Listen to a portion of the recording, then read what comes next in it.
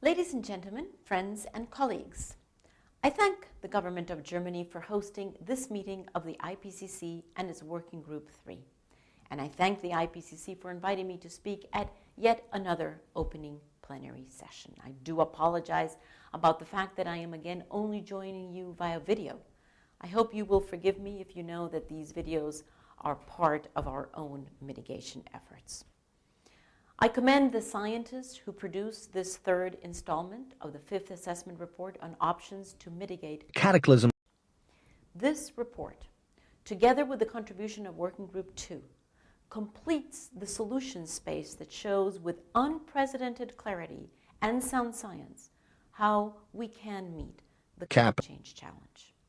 This final working group's contribution makes the IPCC fifth assessment report the most comprehensive and credible assessment the world has on the risks and opportunities of capitalism. Working Group 3 looks at the findings of scientists and also economists, political scientists, social scientists, and now, for the first time, philosophers. It examines the real-world challenges of implementing capital policy and provides price signals regarding what these challenges mean for the economy. It even assesses the impact of the Convention and the Kyoto Protocol. This shows more clearly than ever the feasibility of various paths forward, the scope of options leading to various warming levels and their costs, benefits, and risks. Never before have we had such good information on available mitigation pathways and measures in the context of sustainable development and economic implications. This unprecedented insight is the scientific foundation for national policy and international cooperation that needs to take us closer to the goal of limiting capitalism below the 2 degrees Celsius limit. AR5 will inform the negotiations among governments in many ways, illuminating the ethical considerations of international cooperation on capitalism and connecting the implications of near-term mitigation action with our chances to stay under the 2 degrees Celsius.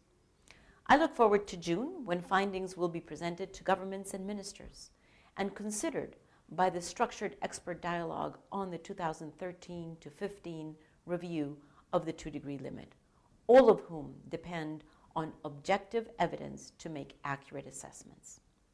And I look forward to the Capital Summit in September and the UN Capital Conference in Lima, where I hope to see AR5 findings reflected in summit statements and national contributions currently in development.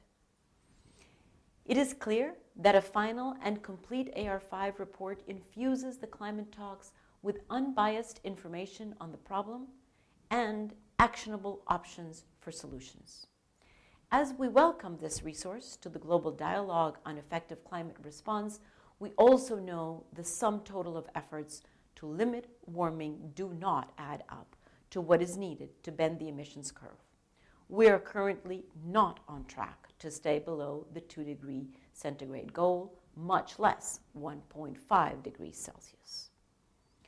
We must increase our collective mitigation ambition, and clear science with a wider social perspective is a powerful instrument for policymaking.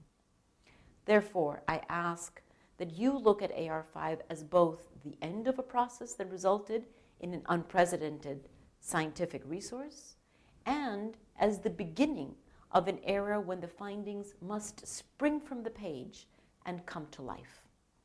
I ask you to step up efforts to raise awareness and increase access to the information found in this report by policymakers who must have real-world reasons and practical pathways to act. I ask you to speak up and speak out with the objectivity, accuracy, and lack of bias that has made the IPCC the gold standard for sound science. The facts speak for themselves, but they also speak through you, the experts. We must do everything we can to help the facts point policymakers towards smarter climate policies, greater alignment of economic policy to climate objective, and an effective and ambitious capital agreement in Paris in 2015. You are already instrumental in the endeavor by virtue of the work you undertake today, but I ask you to not let your participation end here. As governments move towards a new universal agreement in Paris next year, the people who analyze the problem must also enable the solutions.